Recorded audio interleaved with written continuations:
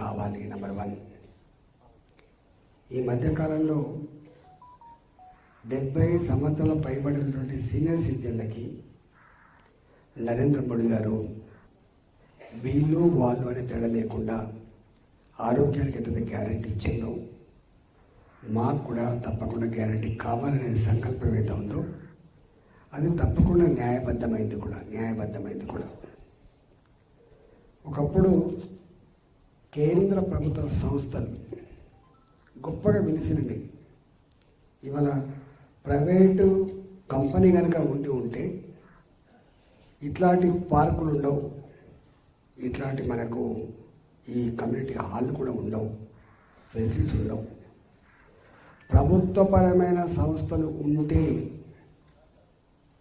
ఎంత గౌరవంగా ఎంత గొప్ప ఫెసిలిటీస్తో కక్కుర్తి పడకుంటాయో సజీవ సాక్ష్యమే మన పక్కకున్న ECIL, ఇవాళ మీరు పనిచేసిన NFC, BHEL, ఇవాళ DRDO, అనేక రకాల సంస్థలు ఉన్నాయి. 100 ఎకరాలలో గొప్ప గొప్ప ఆనాటి కంపెనీలు వాటి పేరు చెప్పుకొని ముడిచిపోతుంటాం. మొన్న ఈ మధ్యకాలంలో నేనే మాట్లాడిన పార్లమెంట్లో, ఒకనాడు IDPL, HFT, అసలు ఎన్ని ఇండస్ట్రీస్ ఉండదు, HAL, ఇలాంటి అనేక ఇండస్ట్రీస్ వేల ఎకరాలలో హైదరాబాద్ నడిపట్టులో ఇండస్ట్రీస్, పెద్దన్న పాత్ర పోషించిన ఇండస్ట్రీస్ కళ్ళ ముందే మూతపడిపోతున్నప్పుడు, ఆ జాగలన్నీ ఆక్రమణ గురవుతున్నప్పుడు వాటిని ఏదన్నా ఆల్టర్నేటివ్గా, ఇప్పటి పరిస్థితులకు అనుగుణంగా ఆల్టర్నేటివ్గా దాన్ని మార్చండి. ఇక్కడ ఎవరికైతే ఎంటర్‌ప్రెన్యూర్‌షిప్ ఉందో, రక్షణ రంగ పరికరాలకి ఈ సెంటర్గా ఉంది కాబట్టి, ఇలా యాన్సిలరీ ఇండస్ట్రీస్ వస్తూ ఉన్నాయి కాబట్టి, make in India, made in India, ఇవాళ ఆ స్లోగన్ పూర్తి స్థాయిలో ఫుల్ఫిల్ కావాలంటే జాగలుండి, కరెంట్ ఉండి, మ్యాన్ పవర్ ఉండి, ఇవాళ టాలెంట్కి కొదవలేని ఇండస్ట్రీస్కి నిలయమైనటువంటి హైదరాబాద్ని చూస్ చేసుకోమని చెప్పి మొన్న నేను పార్లమెంట్లో మాట్లాడినాను. ప్రధానమంత్రి గారు కూడా లెటర్ రాసిన. అన్నిటికీ ప్రైవేటైజేషన్ పరిష్కారం కాదు. మనం చూస్తాం, మన కంపెనీలో పనిచేసే డ్రైవర్ 40,000 రూపాయల జీతం ఉంటుంది, కానీ ప్రైవేట్ కంపెనీలో పనిచేసే డ్రైవర్కి 12,000 రూపాయలు, 15,000 రూపాయలు ఉంటుంది. మనకు ఉద్యోగ భద్రత ఉంటుంది, వాళ్ళకు ఉద్యోగ భద్రత ఉండదు. మనకు అనేక రకాల సేఫ్ గార్డ్స్ ఉంటాయి, వాళ్ళకు ఏ సేఫ్ గార్డ్ ఉండదు. వాళ్ళ టాలెంట్ ఉన్నంత వరకు, వాళ్ళ శక్తి ఉన్నంత వరకు వాడుకొని నువ్వు వెళ్ళిపోవాలంటే వెళ్ళిపోతూనే ఉండాలి. ప్రైవేట్కి గవర్నమెంట్ కూడా తేడా, మనకి ఎంత సర్వీస్ ఉంటే అంత జీతభత్యాలు పెరుగుతూ ఉంటాయి. కానీ అదే ప్రైవేట్లో ఒక స్టేజ్ వచ్చిన తర్వాత, ఒక దగ్గర సాచురేషన్ లెవెల్, ఒక 2 లక్షల రూపాయల, 3 లక్షల రూపాయల జీతాలు వచ్చిన తర్వాత హై పే ఎంప్లాయీస్ని తీసేయాలి, తక్కువ జీతం ఉన్న వాళ్ళని పెట్టుకోవాలన్న కాన్సెప్ట్ పనిచేస్తే వాళ్ళకు వ్యాపార కోణం ఉంటుంది. ప్రైవేట్కి వ్యాపార కోణం ఉంటుంది, డబ్బుల కోణం ఉంటుంది. గవర్నమెంట్కి వ్యాపార కోణం ఉండదు, డబ్బుల కోణం ఉండదు. దేశ హితమే, కార్మికుల హితమే, ఎంప్లాయీస్ హితమే ధ్యేయంగా పనిచేస్తాయి. అది ప్రైవేట్కి గవర్నమెంట్కి ఉన్న తేడా. అందువల్ల ఇవాళ చాలా కంపెనీలు అనేక మూతపడ్డాయి. అవన్నీ ఇలా ప్రైవేట్ వ్యక్తుల చేతిలో పోతున్నాయి. మీరు ఈ మధ్య చూస్తున్నారో లేదో కానీ అనేక ప్రైవేట్ కంపెనీలు మన బ్యాంకుల దగ్గర అప్పులు తీసుకొని వాళ్ళు కట్టకపోతే మళ్ళీ మనం వాటిని ఆదుకుంటున్న సందర్భం చూస్తాం. కాబట్టి డెఫినెట్గా గవర్నమెంట్ ఇన్స్టిట్యూషన్స్ ఏవైతే ఉన్నాయో కొన్నైనా లేకపోతే ఈ మాత్రం కూడా ఉండే ఆస్కారం ఉండదు. కాబట్టి వీటిని కాపాడుకునే ప్రయత్నం ఎంప్లాయ్ చేసుకోవాలి.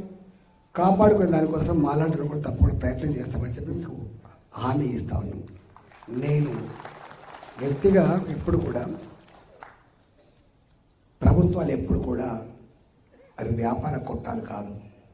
ప్రభుత్వాలు ఎప్పుడు ప్రజాహితం కోసం ఆలోచించేటట్టు పెద్దన్న పాత్ర పోషిస్తాయి. మేము చాలా చూసినాం.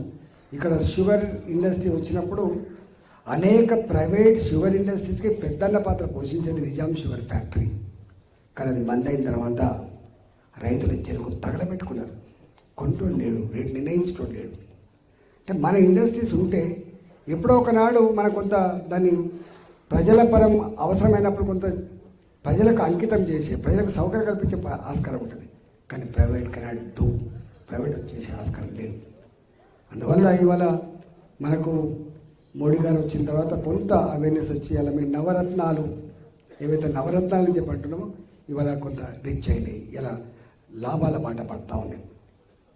కాలక్రమంగా కొన్ని మూతపడ్డప్పటికి కూడా మళ్ళీ అలా రివైవ్ అవుతూ ఉన్నాయి. కాబట్టి రాబోయే కాలంలో ఎంత ప్రైవేట్ ఉన్నప్పటికీ కూడా కొన్ని కీలకమైన రంగాల సంస్థలు ప్రభుత్వ పరంగా ఉంటేనే రక్షణ తప్ప లేకపోతే లేదు. కాబట్టి మేము వ్యక్తిగతంగా మాత్రం ప్రభుత్వాల ఆధ్వర్యంలో కొన్ని మౌలిక సంస్థలు ఉండాలని వ్యక్తిగతంగా కోరుకుంటున్నాను. కాబట్టి ఇవాళ మీరు ఏ అసోసియేషన్ పెట్టుకున్నారో మీకు ఏ సమస్యలు ఉంటో మా వంతుకు కూడా మీకు అండగా ఉంటామని చెప్పి ఈ మాట ఇస్తూ, నాకు మళ్ళీ మా ఎమ్మెల్యే సాబ్ ఉన్నారు, వీళ్ళందరూ ఉన్నారు. నాకు మళ్ళీ ఇంకొక మీటింగ్ ఉంది, 12 o'clock ఇంకొక మీటింగ్ ఉంది. అందువల్ల నేను వెళ్ళొస్తా, మీరు అర్థం చేసుకుంటారు. నా గురించి చెప్తాను, ఒక కాగితం తీసింది. నేను కొత్త కాదు, మీకు నా 25 సంవత్సరాల నా చరిత్ర మీకు కళ్ళ ముందు ఉంటుంది. నార్త్ ఇండియన్స్కి ఉండకపోవచ్చు కానీ తెలుగు మాట్లాడే వాళ్ళందరూ కూడా నా చరిత్ర ఉంటుంది.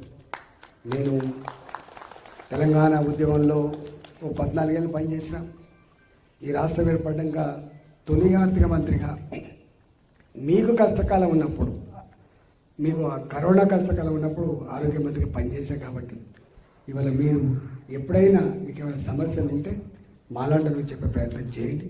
మేము ఆర్భాటాలు హంగు ఉన్న వాళ్ళం కాదు. లీడర్లం మాకు ఈ దండలు శాలువలు పెద్ద పెద్ద కుర్చీలు వేసి మాకు ఈ పదవులు కట్టబెట్టింది ప్రజలు కట్టబెట్టిండ్రు.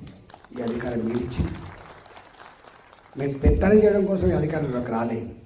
మేము ఇంత 104 నుండి ఇంత సర్వీస్ చేయడం కోసం వచ్చినాం. మేము మమ్మల్ని గట్టినే ఉంచే ప్రయత్నం చేయండి తప్ప మమ్మల్ని పెద్ద ఏదో అని చెప్పేసి మమ్మల్ని దూరం చేసే ప్రయత్నం చేయొద్దని చెప్పి మీకు విన్నవిస్తూ, రాబోయే కాలంలో మాకు ఏ నమ్మకాన్ని ఏ బాధ్యతలు మీరు ఇచ్చిందో తూచా తప్పకుండా ఇవాళ పాటిస్తామని చెప్పి మీకు మాట ఇస్తూ, ఈ కొత్త